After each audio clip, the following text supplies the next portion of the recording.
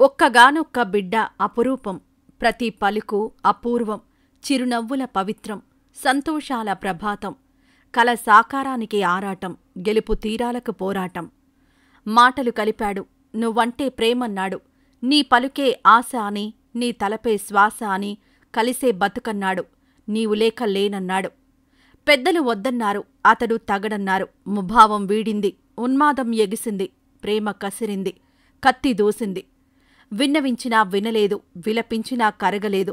క్షణక్షణమూ వేదన, నిలవలేని యాతన, కల కుప్పకూలింది, కన్నీరు ఉప్పెనయింది. అమ్మ ప్రేమ పిల్లల్ని పెంచి పెద్ద చేస్తుంది. నాన్న ప్రేమ వారిని ప్రయోజకులుగా తీర్చిదిద్దుతుంది. తోడబుట్టిన వారి ప్రేమ ఆత్మీయతను, ఆసరాను అందిస్తుంది. ఈ ప్రేమలన్నీ మనిషి జీవితాన్ని నిలబెడుతుంటే, కొన్ని సందర్భాల్లో ప్రేమికుల ప్రేమ జీవితాల్ని ఎందుకు కూలదోస్తుంది?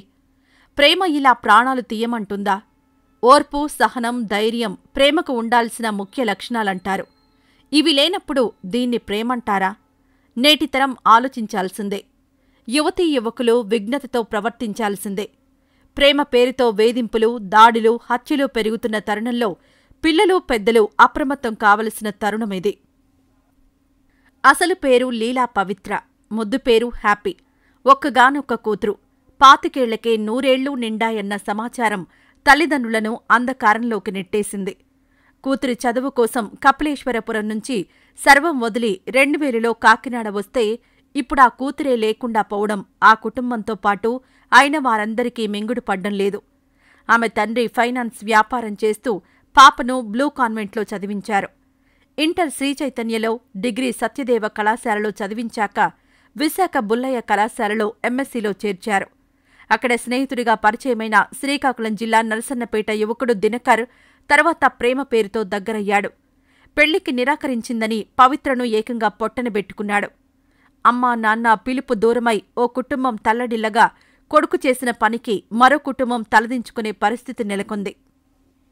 తనను ప్రేమించిన యువతి తల్లిదండ్రులు వద్దన్నారని పెళ్లికి నిరాకరించడంతో ఆమెను అత్యంత కిరాతకంగా నరికి చంపాడో యువకుడు.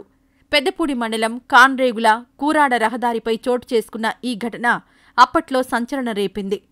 కరప మండలం కూరాడలో అమ్మమ్మ ఇంట్లో ఉంటున్న కాదా దేవికను రంగంపేట మండలం బాలవరానికి చెందిన సూర్యనారాయణ నడి రోడ్డుపై కిరాతకంగా నరికి చంపేశాడు.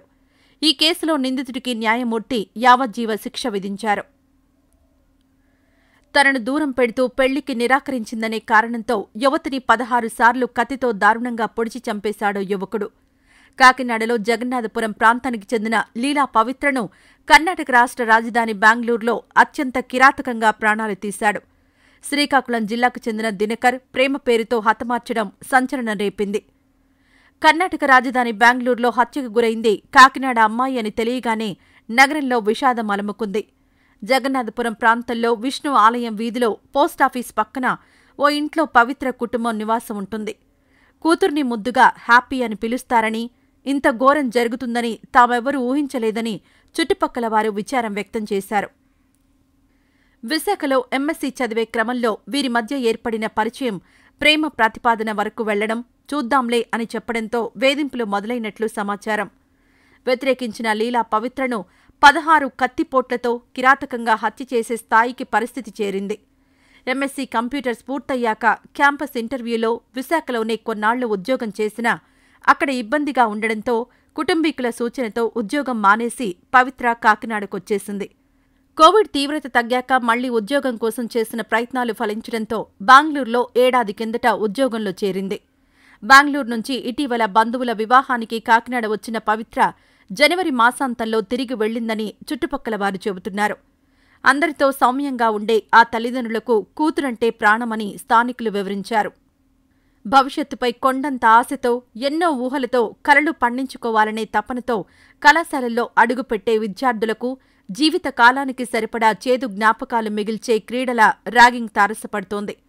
విద్యాలయాల్లో ర్యాగింగ్ నిరోధానికి చట్టాలతో హెచ్చరిస్తున్నా చాప కింద నీరులా ఈ వికృత క్రీడ అడపాదడపా సాగుతోంది. ఇంకొందరు స్నేహం, ప్రేమ, పెళ్లి అని హద్దులు దాటుతూ వేధింపులకు దిగుతున్నారు. అంగీకరిస్తే సరే, కాదంటే ప్రాణాలు తీసే స్థాయికి తెగిస్తున్నారు. ఫోటోల మార్ఫింగ్లతో, వాయిస్ కాల్స్, వీడియోలతో బజారుకీడుస్తామని బెదిరించడం, తల్లిదండ్రులకు చెప్పుకోలేక, శ్రద్ధగా చదవలేక పలువురు లోలోన మదన పడుతున్నారు. విద్యాలయాలు, ఉద్యోగ ప్రాంగణాల్లో విద్యార్థినులను, మహిళలను భయపెట్టడం, మానసికంగా, శారీరకంగా వేధించడం, వ్యక్తిగత పరువు ప్రతిష్టలకు భంగం కలిగించే చర్యలపై పోలీసులు, ఆయా యాజమాన్యాలు, కుటుంబీకులు నిశితంగా దృష్టి సారిస్తే పరిస్థితిలో కొంతైనా మార్పు వచ్చే వీలుంది. పిల్లలకు విలువలతో కూడిన విద్య అందాలి. మన సంస్కృతి, సంప్రదాయాలపై అవగాహన కల్పించాలి. ప్రతి మనిషిలో భావోద్వేగాలుంటాయి. వాటిని తల్లిదండ్రులకు, స్నేహితులకు కొంత చొప్పున పంచుతారు. ప్రేమలో పడిన వ్యక్తులు తమ ఎమోషన్లని ప్రియురాలి మీదే వెచ్చించి సర్వస్వం తనే అనుకుంటారు. తిరస్కరించే పరిస్థితి ఎదురైతే తట్టుకోలేక తాను చావడానికో, ఎదుటివారిని చంపడానికో ప్రయత్నిస్తారు. విద్యాలయాల స్థాయిలో ఉపాధ్యాయులు, ఇంట్లో తల్లిదండ్రులు పిల్లల ప్రవర్తనలో మార్పులు గమనిస్తుండాలి. అవసరమైతే కౌన్సిలింగ్ ద్వారా చక్కదిద్దాలి.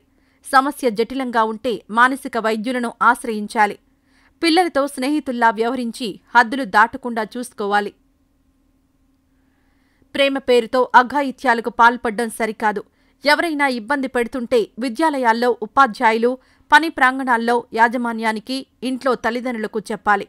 మానేసి ఇంట్లోనే ఉండమంటారనే భయం వీడాలి. ఇలాంటి వ్యవహారాలు గుట్టుగా ఉంచడం ప్రమాదకరం. పరువు పోతుందని ఆలోచిస్తే ప్రాణాలు పోయే పరిస్థితి ఎదురవుతుంది. సమస్య వస్తే పోలీసులను ధైర్యంగా ఆశ్రయించవచ్చు. పిల్లలకు సెల్ఫోన్లిస్తూ వారేం చేస్తున్నారో, ఒంటరిగా ఎవరితో మాట్లాడుతున్నారో, వారి అలవాట్లు గమనించడం లేదు. దీంతో సమస్యలొస్తున్నాయి. పిల్లలపై అనుమానంతో కాకుండా వారి క్షేమం కోసం ఆరా తీయాలి.